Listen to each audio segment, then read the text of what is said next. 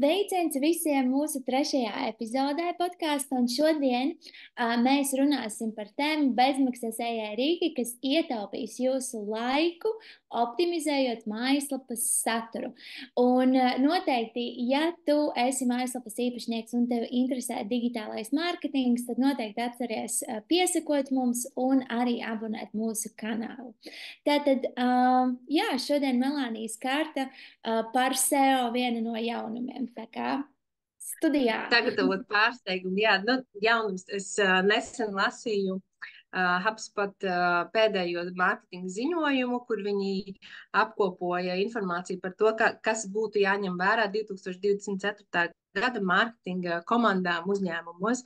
Un, nu, pa lielam nekāds pārsteigums tas nebija, jo galvenais ir tas, ka kā nekad agrāk visiem uzņēmējiem, gan tiem, kam ir produkti vai pakalpojumi, ir ļoti, ļoti jācenšas veidot savas stratēģijas, balstītas uz personalizētu saskari ar klientu, lai tā veidotos personiskā saikne un būtu tāda, lai klients justos drusciņš tā kā arī tāds pamperots, bet neieejot pārāk dziļi, teiksim, tādā privātajā, bet, nu, tādā personīgā līmenī komunikācija, lai notiek, un 94% no aptaujātajiem uzņēmējiem un mārketinga speciālistiem, 94%, jā, viņi teica, ka viņi tiešām redz, kā pārdošanas rezultāti uzlabojās, ja ir veidota šī personiskā saikne ar e-pastiem un tā.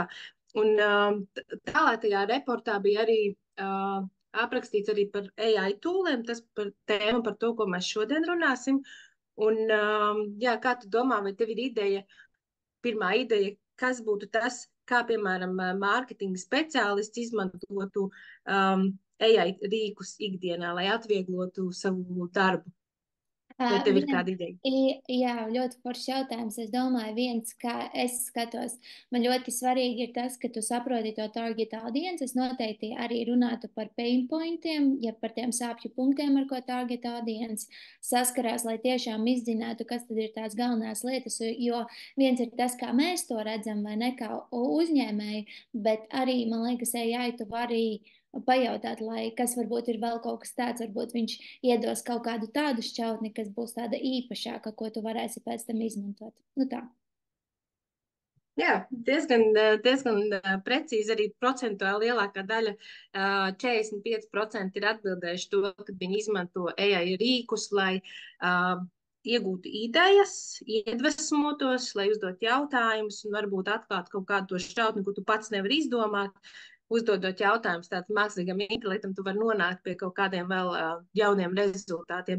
Un man liekas interesanti, neinteresanti, bet jā, tas, ka tikai 6% izmanto mākslīgā intelektu, lai tiešām rakstītu un veidotu saturu. Nu, tīri tā uzticētu visu šo darbu mākslīgajam intelektam. Ir 6%, kas veido tīri saturu, bet 45% ikdienā izmanto tieši iedvesmai un izveidot jā, kaut kādu struktūru un tā kā konsultēties kā asistentu. Un jā, pēdējā lieta, ko es vēl pieminēšu, tas, ka ikdienā tātad pēc šī pētījuma rezultātiem mārketinga speciālists ietaupa 2,5 stundas pateicoties mākslīgam intelektam. Tā kā, jā, tas ir diezgan daudz.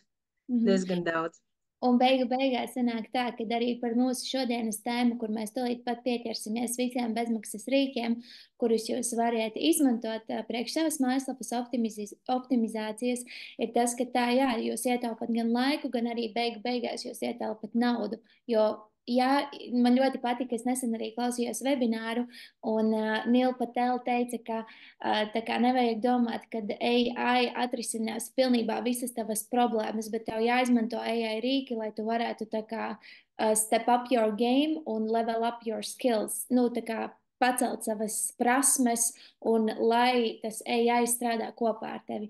Nu, tālūk, un jā, pirmais, ko tad es gribētu teikt, pirms mēs izmantojam vispār AI rīkus, es gribētu pateikt to, ka jums ir jāmāk ar viņiem runāt Un noteikti, tad, kad jūs sākat, piemēram, to pašu ChatGPT, par Gemini vairāk pastāstīs Melānija, bet vienmēr ļoti svarīgi ir uzrakstīt, kad iedomājies, ka tu esi SEO eksperts vai satura mārketinga speciālists, tā kā ļoti, ļoti svarīgi ir tas, ka mēs viņam pasakam, kam viņam vajadzētu izlikties. Kā arī, ja jūs, piemēram, priekš satura veidošanas gribat izmantot kādu no AI rīkiem tieši, lai palīdzētu veidot saturu, ir noteikti jāveic atslēgvārdu izpēta, un šeit jūs varat izmantot šos pašus rīkus vai nu Google, SEMrush vai arī Google Keyword Planner. Tātad Google jums pašā jau rādās šie atslēgvārdi, SEMrushā jūs varat 7 dienu free trial izmēģināt, paskatīties, cik liels meklējuma daudzums, grūtības pakāpes un tā tālāk, un Keyword Plannerī jums parādīs to search volume, un Google Keyword Planneris ir bezmaksas rīks. Nu tālāk, varbūt, Melānija, tu varētu pastāstīt par pirmo bezmaksas rīku Gemini? Jā, es varu tad pirms, jā, nu, tas, ko Agnes jau teica, es papildināšu vēl par tām lietām, kas tev ir jāzina, pirms tu veido saturu un uzdod jautājumus mākslīgajam intelektam, tātad, jā, ir viens, tu esi veicis atslēgvārdu izpēti, un tu zini, kas ir tie atslēgvārdi, kas atbilst tavam produktam, nišai vai pakalpojumam, un tad, manuprāt, arī vēl ir svarīgas lietas, ko zināt, lai sagatavotu tādu kopējo nezinu, uzdevumu mākslīgajam intelektam, ir jāzina arī auditorijas tie sāpju punkti, tie pain points, tā kā tu minēji jau pirms tam arī, kad, bet, nu, tā kā tev jābūt skaidri uzrakstītam, kas ir tas, ko tu risinās, vai kā tu palīdzēsi, vai kā tu vari atvieglot tātad savu klientu ikdienu. Tās ir divas lietas, atslēgvārdi, sāpju punkti, un trešā lieta ir arī tas, ka tev ir jābūt ekspertam un jāzina savs produkts, jāzina savu produkta unikālā vērtība un jāzina produktu vai pakalpojumu stiprās puses, lai tu arī to varētu iedot jau mākslīgam intelektam, ka viņš, piemēram, viņš to nezina, jo tev ir jābūt ekspertam un tev ir jābūt pārliecinātam, ka tavs produkts tiešām derēs un kam viņš derēs. Tā kā, jā, tad, kad šīs trīs lietas ir zināms, tad var doties pie mākslīgā intelekta. Un es pastāstīšu par Gemini, kas ir pirms neilga laika zināms kā Google Bard mākslīgais teksta ģenerators. Tad bija nesen tieši iznāca tās bēdīgās ziņas, ka Google Bard ir miris un ka viņa vairs nav, un tie virsraksti bija tik kliedzoši, un tad kad vienkārši ir pārsaukts, un tagad ir Gemini. Un tas, kas man patīk šim produktam, nu šai platformai, ir tas, ka viņi piedāvā savu, nezinu, plusversiju, papildversiju, advancēto versiju, Gemini Advance bez maksas 2 mēnešus, ko nav piedāvājis ChatGPT, ko nepiedāvā lielākā daļa mākslīgā intelekta rīku, ko es esmu skatījusies, jo viņi piedāvā varbūt nedēļu, 7 dienas, 3 dienas, nezinu, kaut kādas 2 nedēļas, bet 2 mēneši, tas priekš Gemini Advance man likās, wow, nu tā kā, ka tas ir jāmēģina, tas ir jāizdara, un man liekas, jā, ka viņi diezgan daudz ar to arī, nu tā kā iegūs, jo tas ir diezgan labs laiks, lai tu varētu tiešām paspēlēties ar šo intelektu, ar šo rīku, lai tu saprastu, kā viņš strādā un kas tev dara vai nedara. Un, jā. Man ir jautājums, kā tu izmanto, precīzi pastāsti, kā tu esi izmantojusi Gemini kā piemēru, tātad bezmaksas versiju, un kas ir atšķirīgs tajā maksas versijai? Bezmaksas versija ir tāda vienkāršāka, ka tu vari sarunāties, veidot sarunu, prasīt jautājumus, un Gemini uzdod tev vairāk tas, ko es esmu pamanījis, ka Gemini atšķirībā no ChatGPT, no ChatGPT ir tas, ka Gemini tev vairāk palīdz kā tāds asistents, kā helpers, viņš nedara lietas tavā vietā, bet viņš jau tev uzdod papildus jautājumus. Tas ir gan maksas versijā, gan bezmaksas versijā, bet maksas versijā, kas ir Gemini Advance, tie plusi, kas būs klāti, tu vari pārbaudīt uzreiz, vai kā tavs saturs tas, ko mākslīgais intelekts tev piedāvā, kur tas ir atrodams Google, kāda resursus to ved un var pārbaudīt to informāciju. Viņš tev dod apakšā arī tādu iespēju, ka tu uzreiz vari viņam iedot nezinu, uzdevumu saīsināt tekstu vai kādu tā kā palīdzību. Viņš tā kā mazliet vieglāk ir izmantot ātri, nu, veidot to diskusiju un pamainīt. Jā, tā kā. Tā ir tāda. Jā, un es arī mēģināju ģenerēt bildes ar Gemini Advanced, bet man viņš neģenerēja. Es nezinu, kāpēc. Man viņš neģenerēja, es palūdzu, lai viņš man uztaisa bildes, un viņš man tikai viņas aprakstīja. Es biju mazliet vīlusies, bet varbūt tas arī, nu, tā kā vēl strādās, nu, tā kā pēc tam varbūt viņi uzlabos. Bet, nu, jā, tas ir ļoti jauns, un viņi strādā, lai uzlabotu to visu, un tas, jā, es domāju, ka tas prasīs arī kaut kādu laiku, lai tas viss vēl pilnveidotos. Bet ir interesanti paspēlēties tajā smilškastē un, jā. Un otrs AI rīks, ko jūs varat izmantot, tā tad ir ChatGPT. Es pastāstīšu vairāk tieši par to bezmaksas versiju. Arī kā jūs varat izmantot, tātad pirmais jums arī ir jāzina, kādam mērķim jūs gribat viņu izmantot, vai tas ir priekš bloga raksta veidošanas, vai tas ir priekš kaut kādas landing lapas uzlabošanas. Jums ir skaidri un gaiši jāpasaka, tātad es gribu, lai tu man palīdzi izveidot SEO draudzīgu landing lapas saturu, vai pasaki, kādas sadaļas man iekļaut šajā konkrētajā landing lapā. Un, jā, un pēc idejas tu vienkārši skaties, ko viņš tev prasa. Vēl tu vari arī droši uzjautāt jautājumus, piemēram, ko tev būtu svarīgi zināt, lai tu varētu man piedāvāt SEO draudzīgu landing lapu. Mana mērķa auditorija ir tāda un tāda. Tā kā iedot pēc iespējas vairāk informāciju, tieši kā Melānija minēja par to savu pakalpojumu vai produktu. Vai arī jā, to servisu, ko tu piedāvā. Un tad viņš tev iedod ļoti foršas struktūras, manuprāt. Tas ir tas, ko es esmu novērojusi, kad, piemēram, priekš satura veidošanas ChatGPT veido ļoti labas SEO draudzīgas satura struktūras. Tas, ko gribēju teikt, ka pieskaršos uzreiz arī nākamajam rīkam, ko tad var izdarīt, tad, kad jūs, piemēram, arī esat palūguši, varbūt, lai izveidot tātad jums šo saturu, bloga rakstu, ir noteikti, kā es vienmēr saku, nevajag copy-paste darīt, jeb šo tekstu nevajag copy-paste likt iekšā jūsu landing lapā vai bloga rakstā. Vienmēr ir nepieciešams, lai tomēr jūs kā eksperts savā nišā izejat cauri tajam tekstam un pielabojat. Vēl jau vairāk, ja tā ir latviešu valoda. Tādēļ, ka ChatGPT saprot tātad latviešu valodu, un viņš jums var uzģenerēt arī tekstu latviešu valodā. Bet šajā gadījumā tomēr ir jāiet cauri un jāskatās, ko viņš jums tur ir saģenerējis. Un noteikti vienmēr iesaku pārbaudīt tātad šo saģenerēto tekstu, ja jūs arī veidojat viņu ar AI plus jūsu pievienotā vērtība, izmantojiet rīku Scribbr.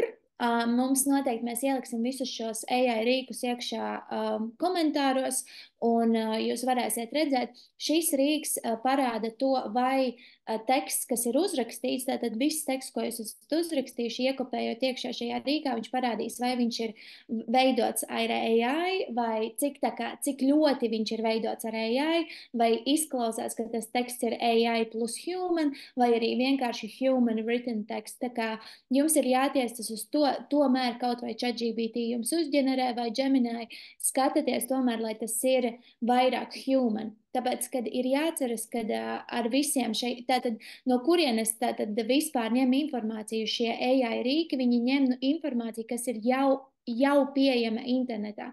Bet tomēr cilvēkiem patīk tātad arī fresh content, ja svaigs saturs. Tāpēc noteikti vienmēr pievienojiet kaut kādu savu to pievienoto vērtību. Un turpinam ar vizuālā satura veidošanu, kā tad jūs varat izmantot šos AI rīkus. Un Melānija, tu vari sākt ar pirmo rīku, ko var izmantot, piemēram, priekš bilžu veidošanas, ilustrācijām, attēliem. Jā, tas nav vairs bezmaksas rīks. Tas dalīgi, jā, bet tas, kad varbūt var pieminēt to, ka, ja jūs apsverat tiešām ikdienā daudz darboties ar ChatGPT, tad, piemēram, ja jūs ņemat to plus versiju, kas ir 20 eiro mēnesī aptuveni, tad tas dalības attēlu ģenerators iekšā jau būs, tā kā jūs varat kopā jau viņu apvienot un tādējādi iegādāties.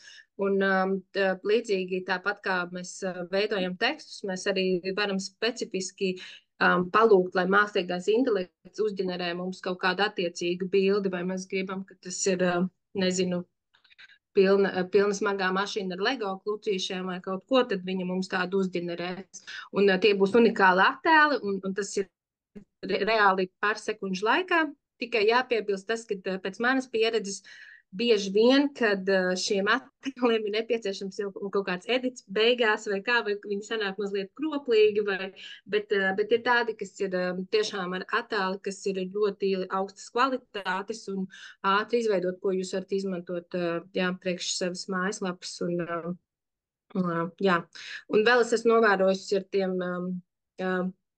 attēlu ģenerēšanu, ja es esmu mēģinājusi salikt gan tekstu, gan bildi vienā attēlā, tad tas īsti arī šobrīd vēl, tā kā nestrādā. Es neesmu redzējis labu variantu, kad ir teksts plus attēls mākslīgi radīts, sajiet perfekti kopā. Parasti vai nu teksts nokļūdās, vai nokļūdās bilde, un tad, tā kā. Tā kā, ja jūs ziniet, tad droši iekomentējiet arī, ja ir kāds vērtīgs AI rīks, ko jūs ziniet, noteikti komentējiet iekšā un padalieties arī ar citiem.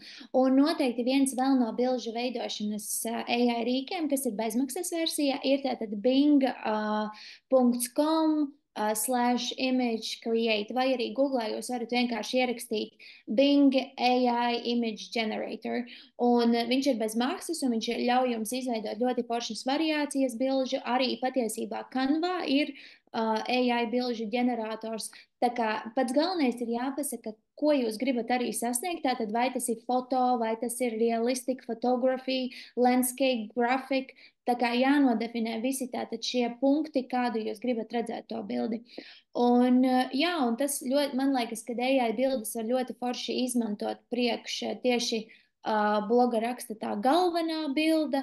Tur jāskatās, protams, bet jo precīzāk jūs darīsiet to, vienkārši paskatieties. Un arī, piemēram, šīs pašas bildes jūs varat forši izmantot priekš sociālajiem tīkliem un skatīties arī, jo izmantojot šos rīkus ne tikai priekš mājaslapas, bet arī mēģina tomēr distribūtot un izmantot šos rīkus arī priekš sociālajiem tīkliem, jo jums tomēr ir jāsaprot arī tas, ka ne tikai ar SEO, bet viss tā kā sociālajie tīkli, tas viss veido jūsu mārketinga stratēģiju.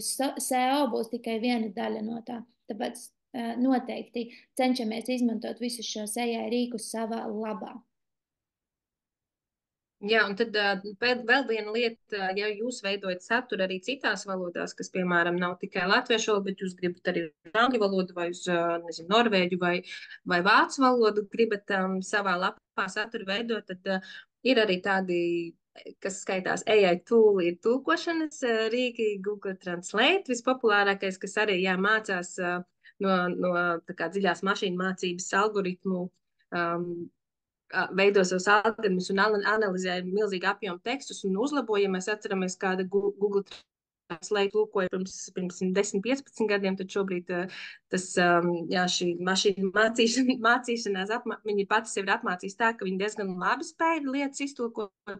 Tad bezmaksas rīks ir Google Translate, kas ir palīgs, ar ko mēs varam ātri iztulkot tekstus, taču, protams, obligāti es ieteiktu izmantot pēc tam kādu editoru cilvēku, kurš var pārbaudīt šo tekstu, kā tas ir iztulkots, jo nelīdz galam šis mākslīgais intelekts šobrīd spēj tekstu izveidot tieši tā, kā cilvēks to veidotu, un tas ir tas pats, ko mēs kaut vai ChatGPT vai Gemini tulkot tāpatās, mums vajag tekstu pārbaudīt, pielāgot un to, lai tas būtu tiešām vairāk cilvēcīgs. Un es pat arī esmu daudz strādājusi ar tekstiem, kas ir uz vācu valodu. Es neesmu absolūti nekāds eksperts vācu valodā. Es esmu izmantojis Google Translate, es esmu izmantojusi ChatGPT, lai viņš man iztulko un uztais tiešām aprakstu šajās valodās. Un pēc tam es dodu pārlabot kādam, kas ir vai nu kam tā ir dzimtā valoda, kādam tas, kurš valodu pārzina ļoti labi, lai būtu pārliecināti, ka teksti, ka teikumi tiek būvēti tā, kā mēs ikdienā runājam, vai kā mēs to rakstītu, jo, diemžēl, šobrīd vēl mākslīgais intelekts tam netiek līdzi. Un otrs rīks, kas ir diezgan jauns atklājums, ko es vēlos pieminēt šobrīd arī šajā podkāstā, šajā sarunā ir Rīpildējs, ka tas ļoti labs un strādā. Un, jā, viņš tieši tāpatās kā Google Translate ir tulkotājs. Un es esmu mēģinājis tulkot tekstus no angļu valodas uz latviešu valodu. Un, nu, jāsaka godīgi, ir mazliet labāki tulkojumi. Man patīk kaut kā tāds tiešām cilvēcīgāks, joprojām ir jālabo ļoti daudz, bet viņš kaut kā uztver vairāk tā cilvēciskāk to tulkošanu. Tas ir arī tāda lieta, ko var patestēt un pastīties, jā, kā strādā tāds tulkotājs. Tas tā zināšanai. Super. Un es noteikti gribēju arī pieminēt šeit, ka, protams, ja jums ir mājaslapa, tad ir arī dažādas aplikācijas vai plugini, jeb šie spraudņi, kā latviski saucas plugins, jeb spraudnis. Piemēram, WordPressam arī ir, ka tu vari automātiski to lapu tulkot, ka tev pat, nu, ja tu šobrīd esi tikai tulkošanas procesā, kā tu, piemēram, veido un visu to, tad tu paralēli tam vari izmantot jau kādu spraudni vai aplikāciju, kas automātiski iztulko tavu to tekstu. Un tas ir ok, tā ir normāla prakse, tā dara ļoti daudzas mājaslapas, tā, lai tu ātrāk jau varētu pātrināt šo procesu, jeb šo tulkojumu, ja tu gribi iet jau, teiksim tā, citā tirgu iekšā. Un man liekas, ka ļoti, ļoti forši rīki. Cerams, ka jūs izmantosiet. Noteikti arī, ja jūs izmantojat, tad iekomentējiet, kurš jums patika visvairāk. Un kuru no rīkiem jūs uzzinājāt šodien no jauna. Un nobeigumā mēs uzgriezīsim vienu no jūsu jautājumiem, un šobrīd es uzgriezīšu un skatāmies, Melānija, ja tu vari atbildēt, tad super. Un nolasīšu, jā. Jā, es šobrīd iegriežu mūsu ratu, un mūsu jautājums ir... Kā sakārtot SEO tā, lai mājaslapa atrastos Google augšgalā? Es domāju, ka mēs varētu pateikt 3 galvenos soļus, ar ko sākt. Kas būtu 3 tādi īsi soļi, ko tu ieteiktu cilvēkiem izdarīt, lai viņi parādītos augšgalā? Solis veiciet savas mājaslapas auditu.